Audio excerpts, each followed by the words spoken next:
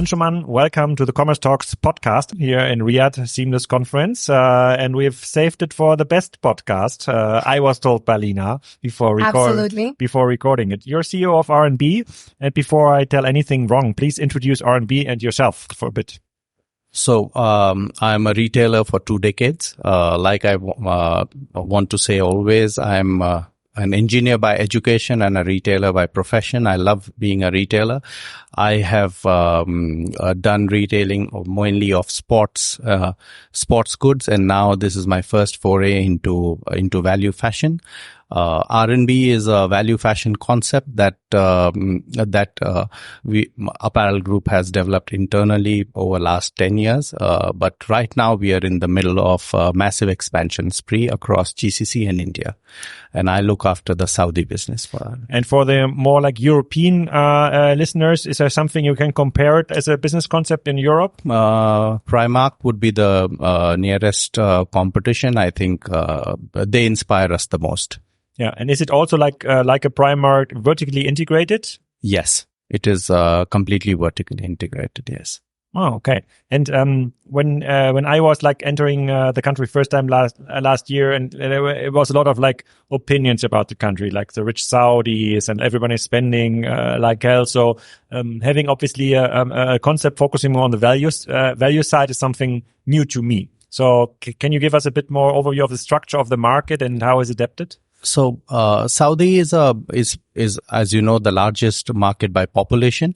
And it is the youngest market in the world, in terms of the percentage of population, below 30 years, is the highest in the world. Even compared to, some Asian countries or Southeast Asia countries? Even compared to some of the Asian countries, the country that probably comes closest to a large population country that comes closest to such a large, young population would be India. But then the per capita income of average Saudi is far higher than any other country with similar comparable young population. That makes Saudi a very unique and a very, very attractive market for everyone to be in. That's news to me. I didn't know that is so young. It's because the families are so big here. Families are so big here. So in that context, the number of kids born in Saudi is 6,000 every week. Babies born in Saudi every year is 6,000 per week, which is very high for a population of this size. How big is the average family here in Saudi? How many kids? Well, I cannot speak on any authentic data that I've seen, but from my readings and understanding, it's I think 4.5 kids per family. I was just about to say the same. Yeah. That's one of. And then for these families that are focusing on the value fashion side, how do you reach them? Or what was there before you started your brand, which is obviously already scaled to 60 stores, yes, if I'm correctly.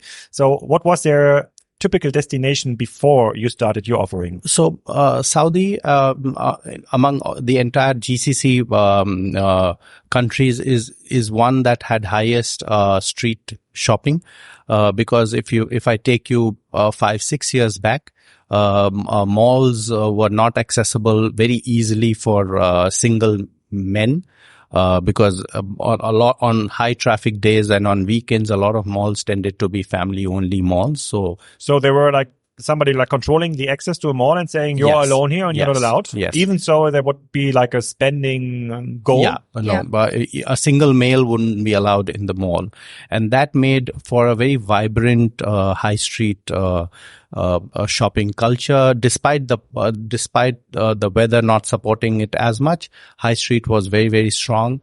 Unorganized retail in value segment is still very, very large, and that's where most people were going to shop before we came in. And as you're like targeting then the young population, young family, which in the last years obviously grew a high percentage in mobile devices. Yes. That's their first access. So yes. what is in your online versus offline view? And it's a rather new business. Offline versus online for the best in the industry in Saudi is about online is about 15%, which is also very similar to what we do. But we would ideally like to do much more. We are focusing more on offline and seamless integration of click and collect and buy online, return in stores, etc. So that's where we want to go finally. And when I was comparing this to the value retailers in Europe, and we are discussing like online strategies for retailers in Europe a lot, then usually their feedback is, no, Alex, we don't want to do online with this price points we have incorporating logistics costs, handling costs, picking costs, return rights. That's definitely a business we cannot earn any money. So how do you see this? Listen, we are, like I said, we are a young market, young brand. So we have to have a young thought. I think, yes, cost is a factor. It becomes quite, expensive to do, provide a complete service, online model. But then that's something that customer almost expects. It is hygiene, not, an extra service. We don't look at it like that. Would you try to bring customers from your online offering into a click and collect mode, saying, okay, you have now selected this 10 items, yes. And then we can ship them to you for like $10, or you can pick them up for free in a store? Is it we are shipping for free. And if someone wants to pick up in the store, we would ideally want to go there. But like, Lena knows, we are in process of shifting, our service providers, and as and when we are able to build that, we will definitely, go to click and collect. And do you have a minimum order value then? Right now, nothing. So I could buy a pair of socks for $2 and you would ship for free? Yes. Can you give us some insight then in the logistic infrastructure here in Saudi? Is it like as developed as in Europe? Is it easy accessible? Are a lot of like parcel companies helping you with that? Yes, I mean logistics infrastructure has really developed after COVID, and we are in middle of that getting better. I don't think it is still as efficient as we would want it to be. Also because a lot of logistics service providers in this region, they're not used to multi-city business. Because most of the large retail environments are city states. So setting that up, I think everyone's getting better. But it's not as efficient as we would want it to be. So in your online shop, I have to select maybe then a city where I live in order to get an appropriate offer, because you maybe cannot serve me like in Mecca or wherever. Yes. Okay. Interesting. So maybe just to add a bit about the business model, right? As you said, it's a young brand, you're starting and you're looking to scale. Tell us more about like how many SKUs we're looking and what sort of like categories you're serving. Like, customers are learning about your brand. Is it, I don't know, dresses, male, kids, how do they discover your brand? So we are more women's and kids focused. Which is a departure from the brand's core in other Gulf countries where we are more men's focused. Men's does UAE, which is our home base. Men's does far better. But here we focus a lot on women's and kids. We lead our stores through women's and kids offerings. So the first offering is always women's and kids, and then men, which is working really well for us. We are also, compared to any other competition, we are more fast fashion, and hence our offering, like you mentioned, dresses, etc., are more on trend than anyone else, and that's something that we are really proud of. So, how many SKUs we're looking at? That's a difficult one to answer, but at any given point of time, a store will have around 15 to 20,000 SKUs. Yeah, so it's definitely like Primark sort of equivalent. Yeah. And on the fast fashion side, so what is fast fashion for you? Because when we are looking like in the history of like fast fashion, we had like this kind of cycles where it was like season based, where me as a retailer, I have to really select like this summer what I have to want to sell like next summer, and then go into like the procurement process. And then H&M and Zara kind of changed it into this kind of fast fashion, and now we're like getting into this ultra fast fashion, fashion on demand kind of thing. Though it's very hard like to grasp like what the definition is here. So what is it for you? So we are still a conventional fast fashion. Where we are reducing our procurement cycles from what classically you perfectly mentioned, buying this summer for next summer. We've now moved very close to our seasons, and we are working with 4 seasons and sourcing for 4 seasons instead of 2 earlier.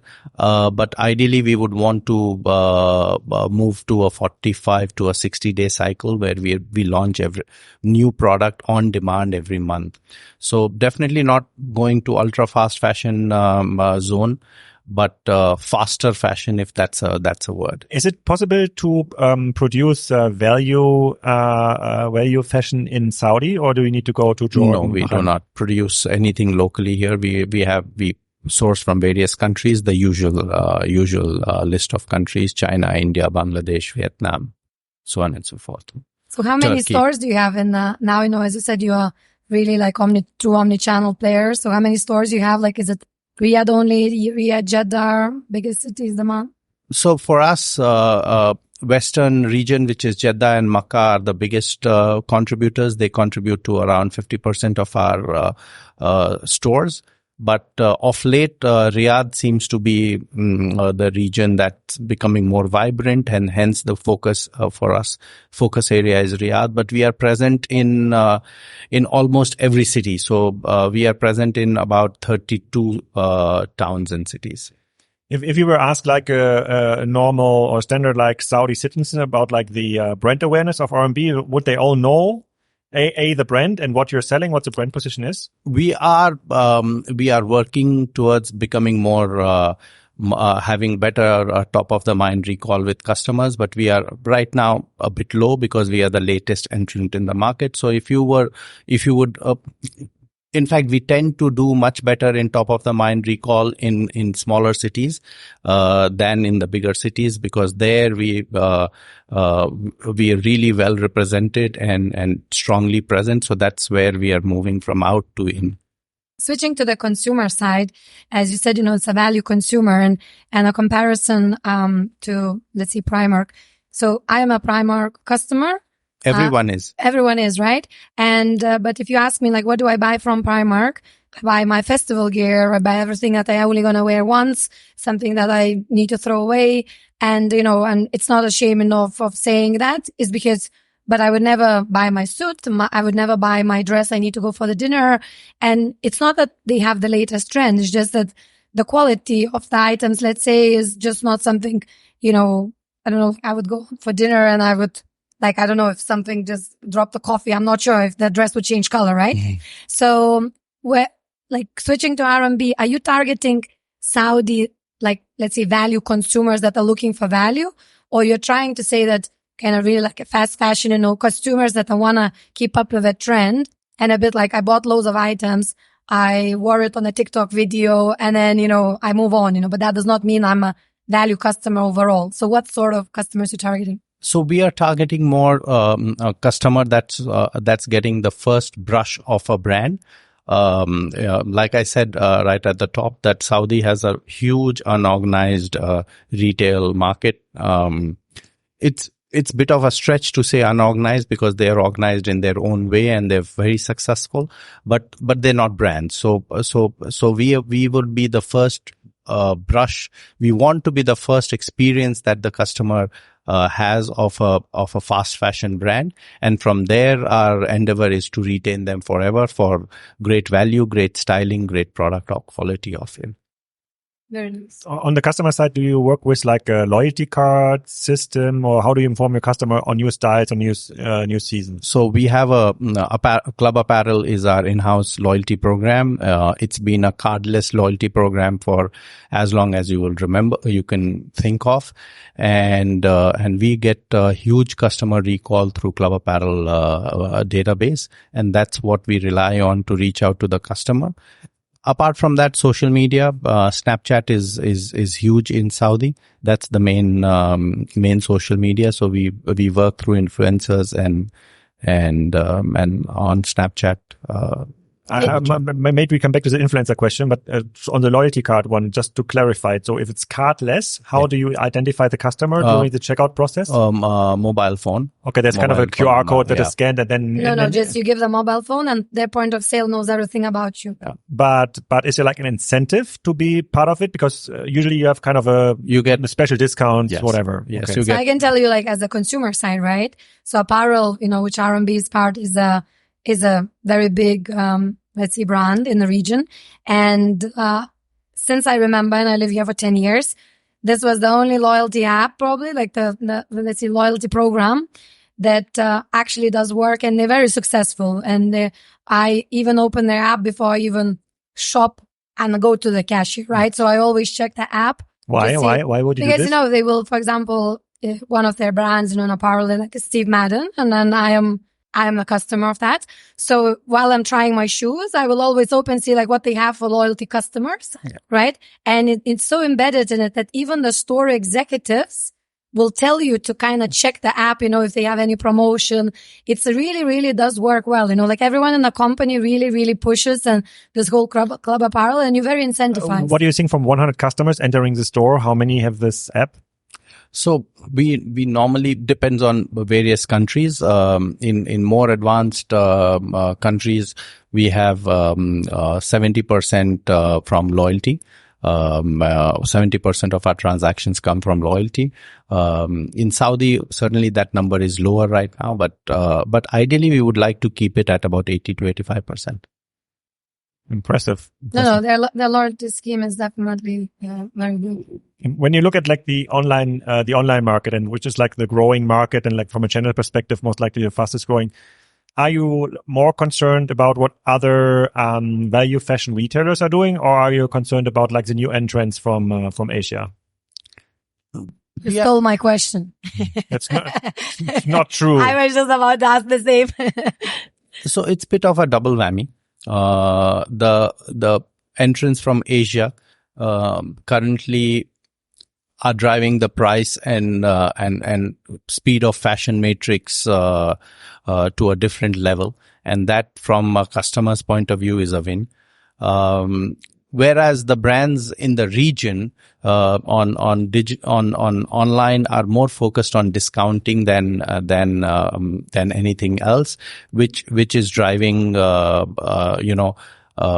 profitability down for everyone. So if you ask me, but if there's one thing that I would want to change is to speak to all retailers and say discounting is not taking us anywhere. So if you will know, like we had Dharmendra, from Lal's group, on the podcast, and it was Alex is one of the first GCC podcasts, and I said, so how is that 365 days discounts going? And Alex is like, do you have a sale 365 days? It's like, yep, this is very unique to our market. Yes, I think discounting is really not doing any good to anyone. No, and I think it's a race to the bottom strategy. And I think all brands would be happier just snapping out of that process. But let's try to elaborate on this brand perspective, because one of the discussions that's now popping up with this kind of Temu, Shein versus Zara, H&M thing is like there's a couple of voices that's going to say the value of brand is decreasing, because now it's not about the brand, it's all about like access to the customer, really having actual styles. And the new Barbie film is out now, so the retailer or the platform wins, who is able to bring fastest a new pink, I don't know, shirt, dress, shoes out of the market, and the customers just wants to have this based on this kind of social media trend or influencer trend, whatever, and therefore, and really doesn't matter if it comes from Adidas, Zara, or wherever. It's the one who is like fastest wins. Ergo, brands' value are decreasing. No, I would not agree with that. The challenge is that are the brands treating themselves seriously? So if a brand is doing what they love, customer love them back for that. Adidas, you mentioned, when Adidas used to launch Yeezys, I was involved with that, and we would sell that out in 3 minutes. 5,000 pairs, 3 minutes, 4 minutes flat. So it's the same customer, but when the brands don't value themselves and then they want to fight a price battle with the customer always, they are bringing down the value of the brand, and hence then they're competing with a nameless, faceless brand that offers the cheapest quality product. Okay, so we can. So you would not agree that brands are becoming less valuable, but the brands that are constantly involved in this discount game do have like the danger of extinction. Brands are making themselves less valuable, and you will see brands go out of business because they have discounted themselves to death. So what about Shein? Is it big in Saudi? Because it's pretty big in the UAE. It's massive in Saudi. That's what I hear from industry. It's massive in Saudi and growing. I think that's the most exciting thing to happen in Saudi market in last few years outside of R&B. Oh, great. And you mentioned like influencers. So do you see that they actually also started, like Shein started to use local influencers because they are doing that in the UAE, but how is it here? So yes, the Saudi influencer market is huge, and a lot of brands are using local influencers, but I'm not sure. I won't be able to tell you with any degree of confidence if they're using a lot of local influencers, but they're very strong locally. That I can definitely tell you. So you worried about them that they're stealing your market share, or because you are omni-channel, it's actually a stronger value proposition? Obviously, everyone is working for the same share of wallet, and currently a lot is happening in Saudi, which is putting stress on a retailer share of that wallet. So it's not just Shein or another brand in our segment, but it's just everything that's happening in Saudi at this moment. Can we stick like I know it's not Shein and Temu. It's not the main topic here, but like I'd like to have like share with you like one statement which we made in the German market, because we also have like Temu and Shein like really entering the market. And we try to describe it as the next phase of retail, where it's not just produced in China, it's not just marketed out of China, where like you have Chinese manufacturers selling on Amazon. Now it's the whole like value chain, even the consumer is controlled, and the only value created in the country, in Saudi or in Germany, is like the last mile, and that cannot be of interest for the market. You're losing everything. So even the taxation is everything is gone. So I know it's like it's not the best for the consumer, but from an economical standpoint and an ecological standpoint, it's obviously smart to not allow them to sell. So like from a European Union, and we are like in like conversations with lawmakers in the union just to understand how this decision making process is. So there's no value for society taxation wise for these platforms. So let's make it harder for them to enter and enter the market. Do you think this could be a viable strategy? No, I don't believe in protectionism because everyone makes the other person better. If say it was not Shein, then we wouldn't be talking about ultra fast fashion. Today, Zara, which was aspirational as fast fashion, feels pressure from brands like brands coming out of China and bringing in new design, new styles literally every day. So I think it makes everyone better. It is challenge for us to learn and put in the best practices and then go there. I think there's a lot of value to learn from everyone and move ahead. So you mentioned a keyword, learn. What I hear from all the Saudi clients, that talent here is very scarce, right? You know, we are growing faster than we can upskill our own people. How are you finding it, R&B? Are you struggling with talent? You know, are you bringing it from UAE? Tell me a country where talent is not scarce. Let me say in the tech sector, most people are coming from India. So India might be a country where talent on the tech side is not as scarce. So in India, if you hire someone in tech side today, give them an offer. I am told if you're a developer, your offer letter will go up 6.5 times. Wow. Like, so, you got an offer, that, and you have to bid, it's a bidding war, So I would take an offer from you, go to her and say, I'm looking to move out. I have an offer from this person, 20% hike on this. What will you give? It rotates whether it goes. But how does this kind of work? That must lead to increasing rents and absolutely. So that's what I meant. But there's no place on earth that has scarce where talent is not scarce. In fact, talent is a resource which is very unique because every country fights with unemployment rate, and yet we pay consultants a certain % of wage to get you the right talent. So if there's unemployment, that talent must be abundant. And why are we paying someone to secure an abundant resource? So long story short, the real challenge is in how you train and equip people. You have to have your own talent development centers. In fact, in countries where talent is scarce, our experience has been that training and development go a long way in employee loyalty and retention, because people value what you did to them when they were really not trained, and then it goes in a circle. I mean, you train people that help someone else else trains people that helps you. Yeah, and that's interesting, unique about Saudi is that we're kind of just starting, right? Like, Yes. most of, like, you are R&B could be the first job they have ever, right? And it's like the majority of, especially now, like females back in business. So, it's definitely, it's even harder, to find, I guess, those trainers, right? Because, to train others. Everything. Yeah. And Saudi is a country where people are doing a lot of things for the first time ever. Yeah.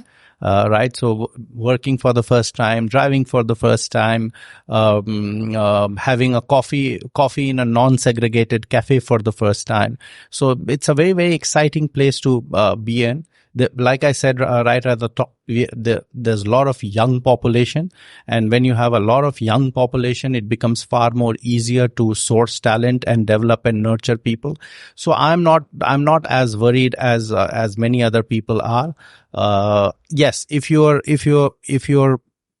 want to run and operate Saudi from a remote control sitting somewhere else, then it's a challenging business to run. But if you're connected to the country and to the ground, then it's a very easy business to run. Okay. When we see very young people and consumers here in Saudi, it's pretty clear that they spend a lot of time on TikTok, Snapchat, and on the other social networks. Meaning there's a big leverage for influencers or micro influencers. Is this a strategy you're following? You're using this somehow? Micro influencers work very well in Saudi. Because there are so many cities and towns and villages where we are present, and you have micro influencers with less than 10,000 followers, and we have engaged them at very, very low cost, sometimes just pro bono, and the impact that they have on business of a particular location is immediate and measurable. So that's something that works really well on a transactional business basis. Obviously, it doesn't work that well for brand building point of view. So we follow a two-pronged strategy. For brand building, we go to more established influencers, and for transactional business purposes, we go to micro influencers, which works fantastically well. And is this scalable somehow? Are you working with like 100, or are you working with 100,000? We are working with thousands. Thousands, okay. Yeah. And that's like a constant part of the marketing strategy. That's the largest part of my marketing strategy, at least. So you would spend more money on influencers than on Google? Almost. Oh, okay. And outdoors. So we are spending significant part of our marketing budget on social. Is in your business model, do you have an issue with returns? Because that's usually, if you ask European fashion businesses, it's because of the European distance trade laws, you can send anything back for free, more or less. Leads to shopping behavior where people buy 5 trousers, keep one, That's 2 me. jackets, but it's okay. It's so they have to obviously build a strategy where they calculate in that 90% of the boxes comes back half empty. Is it also an issue here, or do they keep it? So returns is a big issue here, both offline and online. Offline too. Offline too. In all my years of retailing, the highest percentage of returns offline is some, especially in apparel, in fashion, has been in this region. But how is this working? Because culturally, so just to give you the context, there were no trial rooms in stores until about 5 years ago. So culturally, trial is not part of a customer's journey still. So they tend to pick up, a lot of people tend to pick up what they think is their size, and then if it doesn't fit, they return. So it's just the cultural context. And then driven by the influencers, where they all say you need to be skinny, take an M, take an S. Yes. Whereas it was not appropriate. Okay, that's new. That's an interesting fun fact about Saudi. Yeah. Okay.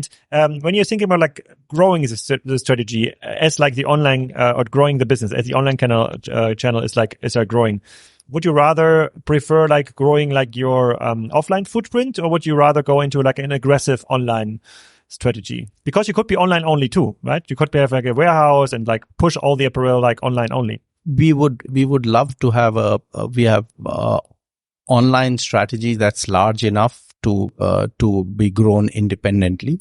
And that's always been our focus at Apparel Group. We focus a lot on our online strategy in general for all brands and all businesses.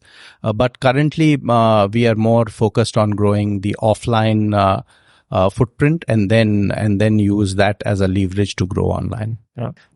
One thing on the store digitalization side, there was a big discussion 5-10 years ago with doing everything digital in store, magic mirrors, shelf iPads, things where you could see, okay, we don't have just these 3 colors, we have 10 more colors. Is this something that's working for you? Have you tried it out?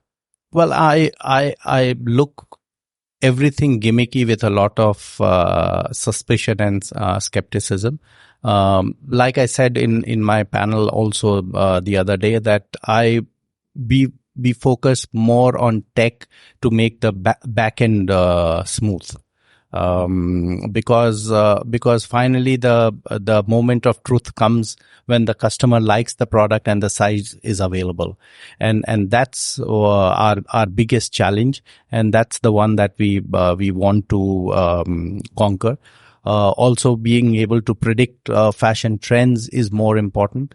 We would love to do a technology demonstrator here or there, but it's not something that is very quantifiable, and we haven't yet come across a tech that is very quantifiable and scalable on any one of these parameters that you mentioned, like a magic mirror or an iPad or everything. Because we generally, customers' journey is you have to make it frictionless and non-intrusive, and the less customer doesn't really want to be disturbed too much when they're in the mood to shop, and so we want to let them shop peacefully. But who knows, in future when these technologies become more scalable, we would revisit them again. Leading me to my last question for the podcast. If you could choose to solve one bottleneck in the business, like finding new retail space, hiring people for the stores, doing something online, add a new production capability, new colors, brands, what is it? What would you help grow even faster? Speed to market.